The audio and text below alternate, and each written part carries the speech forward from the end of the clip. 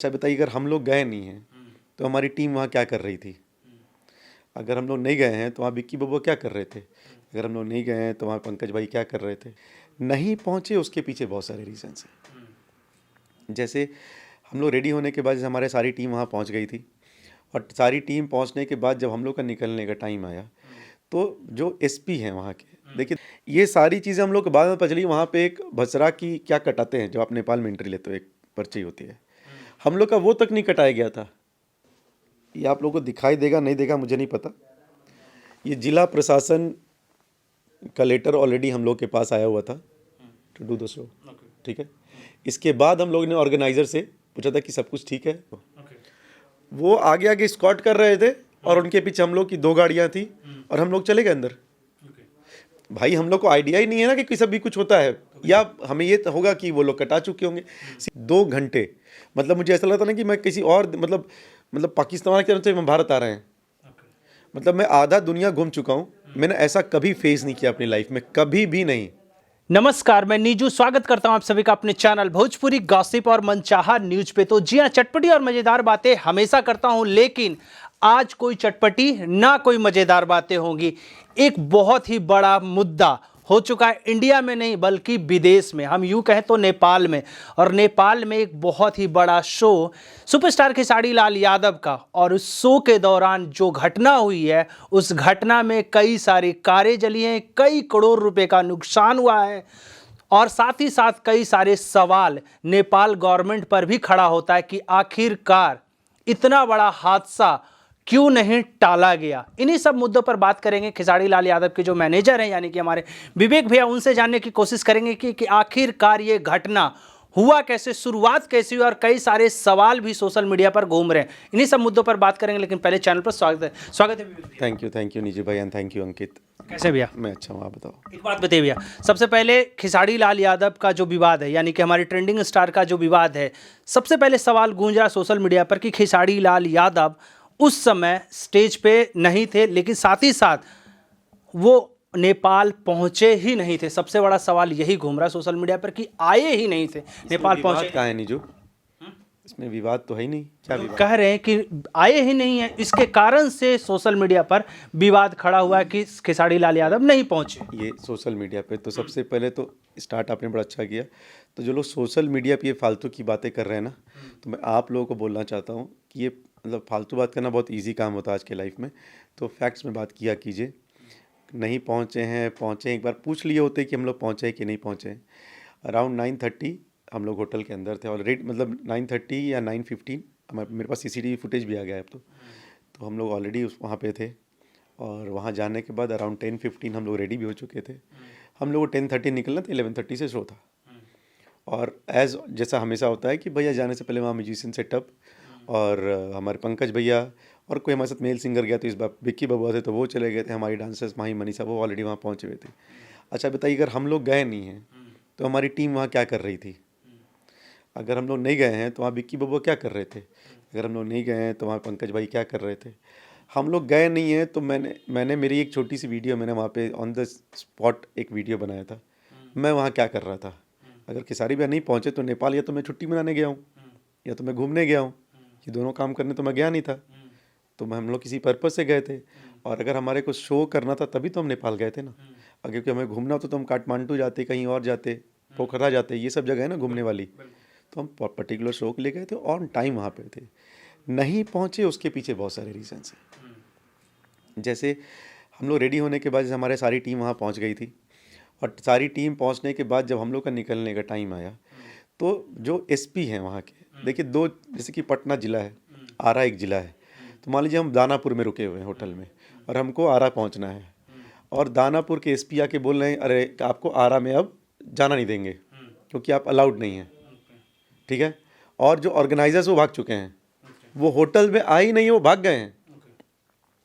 ये सारी चीज़ें हम लोग को बाद में पता चली। वहाँ पे एक भसरा की क्या कटाते हैं, जो आप नेपाल में एंट्री लेते हो, एक पर्ची होती है, हम लोग का वो तक नहीं कटाया गया था। ये मैं पहली बार गया, इसलिए मुझे इसका आइडिया नहीं था। अब नेक्स्ट टाइम कभी भी जाएंगे तो हमारे को ये आइडिया है कि ये सब चीज़ें होनी चाहिए। एक तरीके से हम लोग को तो वो इलीगल कर रहा था ना वहाँ पे। सेकेंड, हमारे उस पूरे कॉन्ट्रैक्ट में कहीं नहीं लिखा हुआ है कि ये टिकट शो है। हमारे कॉन्ट्रैक्ट में ये बताया गया है कि ये एक चैरिटेबल ट्रस्ट का शो है जिसमें आपको आना है, ठीक है, और वहाँ पे ये लोग टिकट काट रहे हैं। तो ऑफ कोर्स कोई भी अगर गरीब आदमी, अमीर आदमी, कोई भी होने दीजिए, कोई पैसा है तो उनके एक्सपेक्टेशन होते हैं, हम लोग उसके लिए भी रेडी हैं। आपने क्या किया क्या नहीं किया भाई, लेकिन एज अ ऑर्गेनाइजर आपका क्या फर्ज बनता है? 10 मिनट के लिए भैया को स्टेज पे लेके चले गए होते, ये पुलिस को देखते ये सब भाग गए, मतलब दे रन अवे टोटली। भाई हम दूसरे कंट्री में हैं, हमको तुमने बुलाया है, मेरे घर में हम आपको मैंने चाय पे बुलाया, आप जैसे ही आए मैं भाग गया, मेरे घर के सारे लोग भाग गए, आपको रूम में बंद कर दिए, कैसा लगेगा आपको? और तो हम किस किस्म के नीच इंसान हम होंगे फिर कि बुला के हम भाग रहे हैं? सोचिए वो किस किस्म के इंसान होंगे ऑर्गेनाइजर्स। तो ये तो था उनकी करनी। एक बात बताइए, क्या जब कोरोना का इस समय प्रोटोकॉल है, क्या उस समय जब आप कॉन्ट्रैक्ट साइन कर रहे थे तो ये सब सारी चीज़ें बताया नहीं गया था कि भाई 2 दिन कैंसिल हो चुका है जैसा स्टेट में आ रहा है? हमारे पास जिला प्रशासन का लेटर है, हम लोग बिना परमिशन कहीं जाते नहीं हैं, तो हमारे पास जिला प्रशासन का ऑलरेडी लेटर है कि आप शो करने आ सकते हैं। ये आप लोगों को दिखाई देगा नहीं देगा मुझे नहीं पता, ये जिला प्रशासन का लेटर ऑलरेडी हम लोग के पास आया हुआ था टू डू द शो, ठीक है।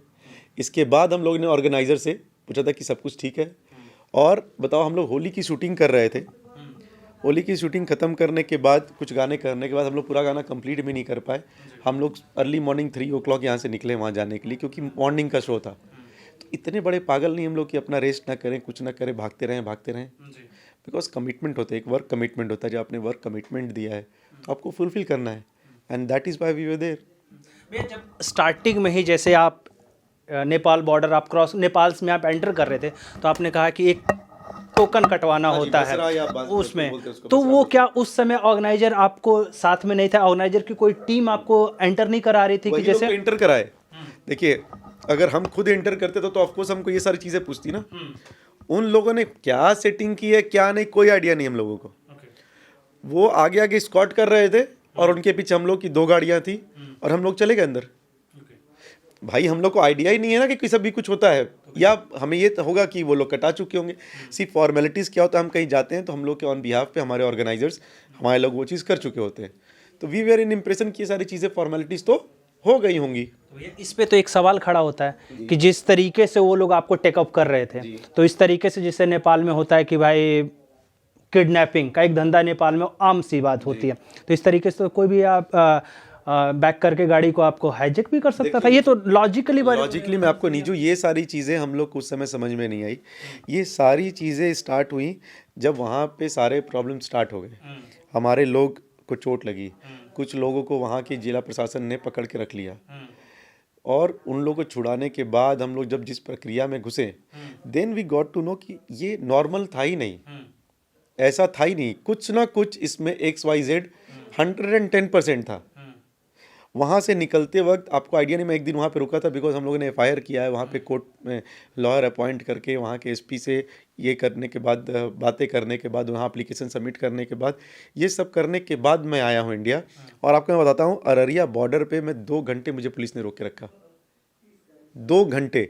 मतलब मुझे ऐसा लगता ना कि मैं किसी और मतलब पाकिस्तान की तरफ से मैं भारत आ रहे हैं। मतलब मैं आधा दुनिया घूम चुका हूँ, मैंने ऐसा कभी फेस नहीं किया अपनी लाइफ में, कभी भी नहीं, जितना मुझे नेपाल से बिहार आने में लग गया। वो जो एक छोटा सा 100 कदम का एक दूरी है, जस्ट बिकॉज इन लोगों ने इतना मैनिपुलेट किया हुआ था वहाँ पे चीज़ें, it was so bad. Hotel का बिल नहीं दिया ऑर्गेनाइजर्स ने, आप बताओ। तो वो फिर होटल का तो बिल, साथ ही साथ जो इस तरीके से 4 गाड़ियाँ, स्टेटमेंट है कि 4 गाड़ियाँ जली है, टोटल 6 गाड़ियाँ हैं, टोटल 6 गाड़ियाँ हैं, 4 कार्स और 2 बाइक, 6 गाड़ियाँ टोटल इंडिया की, मतलब मतलब आपकी टीम की, मतलब यहाँ की, ये हम लोग की टीम की गाड़ियाँ हैं। बाइक हम लोग की नहीं थी, बाइक वहाँ के लोकल लोगों की थी। जी। तो एक बात बताइए, जिस तरीके से गाड़ियों का नुकसान हुआ, करीब 1.25 करोड़ से ऊपर की गाड़ियाँ, 4 गाड़ियाँ मेरे हिसाब से, और म्यूजिशियन की जो टीम का, उनका क्या रहा कि उनकी सामान बचा या फिर वो भी पूरा डिस्ट्रॉय हो चुका है? पूरा का पूरा इंस्ट्रूमेंट्स डिस्ट्रॉय हो गया है, एक भी इंस्ट्रूमेंट्स उन लोगों ने नहीं छोड़ा है। तो और वहाँ पे जो वहाँ का कोई DJ था जिसने सब कुछ लगाया था, म्यूजिकल सिस्टम, उसके सारे सिस्टम को तोड़ दिया गया है। जो लाइट्स होती हैं उसको शार्पी बोलते हैं, वो शार्पी लाइट्स तोड़ दी गई हैं, मतलब नथिंग लेफ्ट। इस तरीके से जब ये जो सारा चीज़ हो चुका है तो इसकी जिम्मेदारी कौन लेगा, कौन, मतलब ये जो घटना हुई है नेपाल सरकार इसके ऊपर क्या है, मतलब आपने कानूनी कार्रवाई की तो नेपाल सरकार क्या कह रही है, जैसे आपने लाइव में बताया। जिम्मेदारी लेगा कौन हमें नहीं पता, लेकिन ऑर्गेनाइजर्स को जिम्मेदारी लेनी पड़ेगी। वो भाग गए हैं, लेकिन हम लोग का फ़र्ज़ क्या बनता है।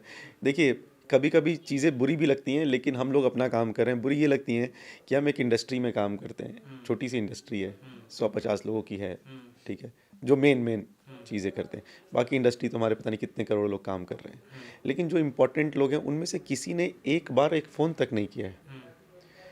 भाई, वहाँ पे जो स्टार गया है वो आपकी इंडस्ट्री का एक नामी चेहरा है। कल ऊपर नीचे कुछ हो जाता तो ऐसा लग रहा है कि जैसे ये लोग जश्न मनाते।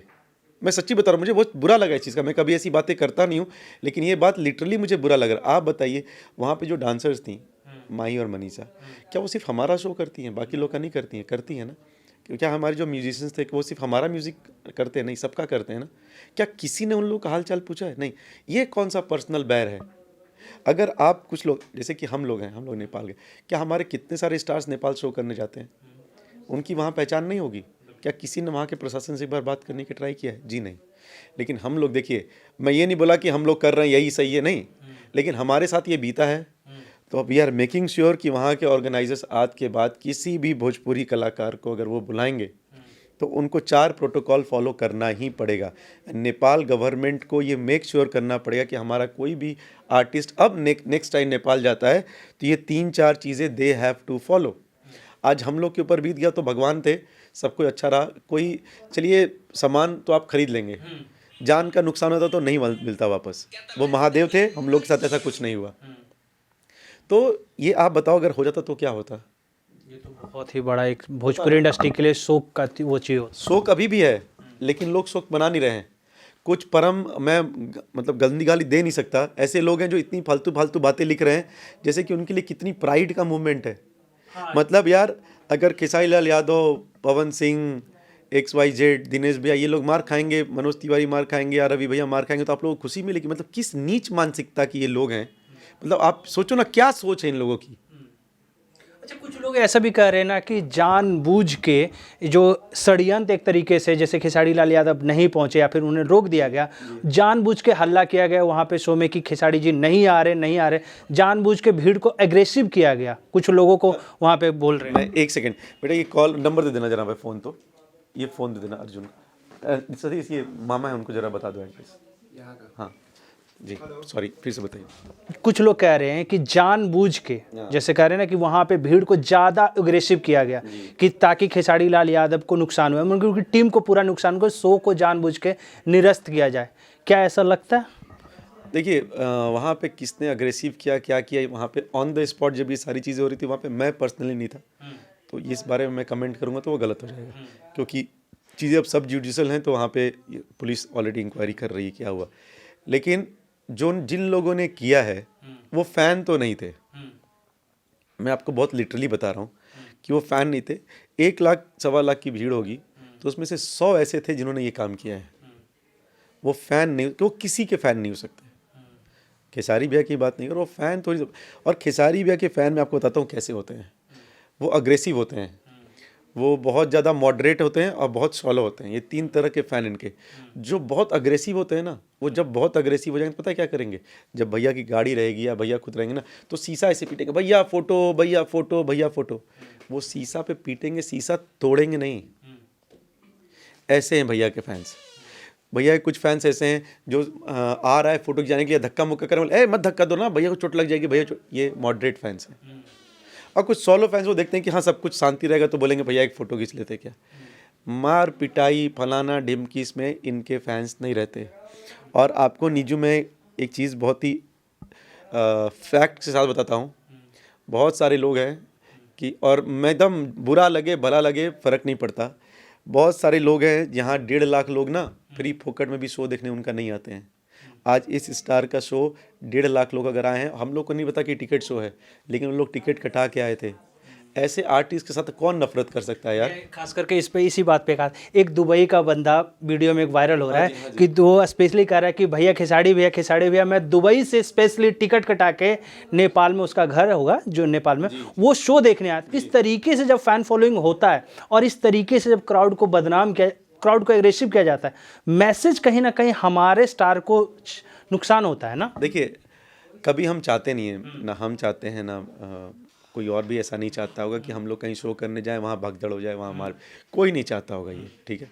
जो लोग ऐसा बोल रहे हैं ना कि ये सब कराते हैं, पागल लोग हो आप लोग के बारे में बोलना भी 1 सेकंड की बर्बादी है लिटरली। और आप लोग से भी रिक्वेस्ट करेंगे, आपका चैनल जो देख रहे हैं ना, प्लीज़ ऐसे लोगों को इग्नोर कीजिए। इन लोगों को इग्नोर करना ही सबसे इम्पॉर्टेंट चीज़ें हैं, ठीक है, क्योंकि ये लोग ही नहीं है, दे आर क्रीप्स, वो क्रीप हैं।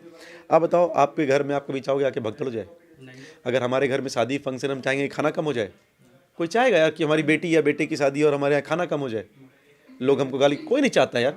कौन चाहेगा हम वहाँ प्यार से शो करने इतनी दूर गए, दूसरे देश में जाके हम चाहेंगे भगदड़ हो जाए?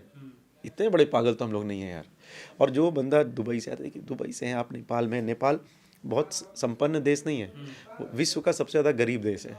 लेकिन इसमें एक डिलेमा है, देश गरीब है लेकिन लोग अमीर हैं। वहाँ लोगों के पास पैसा है, कंट्री के पास पैसा नहीं है। और वहाँ भी एक लड़की थी, उसका आप इंटरव्यू को 30 रुपये पर डे कमाती थी, उसने 300 की 500 का टिकट लिया है। तो उसको 10 दिन तो 300 रुपये कमाने में लगेंगे, बचाने में नहीं, कमाने में लगेंगे। फिर वो जो पैसा बचाएगी उसका टिकट खरीदा है ना उसने। ये इन सब चीज़ों पे कोई नहीं बात कर रहा है। सबको इंटरेस्ट क्या, खेसारी जी को चोट लग गई, खेसारी जी को मार दिया, खेसारी जी के लिए भगदड़ हो गई। वो एक का सुना था मैंने, बोलता अश्लील गाया है इसलिए। अरे पागल वागल हो क्या बे, हैं? मतलब सीरियसली ऐसे लोग का तो हम कुछ बोलना ही बेकार है यार, सीरियसली बता रहे हैं आप। ये हम लोग के लिए बहुत अच्छी चीज़ नहीं है, आप इंडस्ट्री के लिए अच्छी चीज़ नहीं है। आपका एक स्टार वहाँ गया हुआ है, आपने एक इंडस्ट्री में किसी ने प्रतिक्रिया ही नहीं दी यार इस चीज़ के लिए। तो मैं भी कहना चाहूँगा कि जिस मैं बात करूँगा, अमरपाली जी ने कॉल किया था, अक्षरा जी ने कॉल किया था, इन 2 लोगों का कॉल लिटरली आया है to ask if people are safe और नॉट, आप अच्छे हैं ना सेफ। और एक 2 और टेक्नीशियन का कॉल आया था।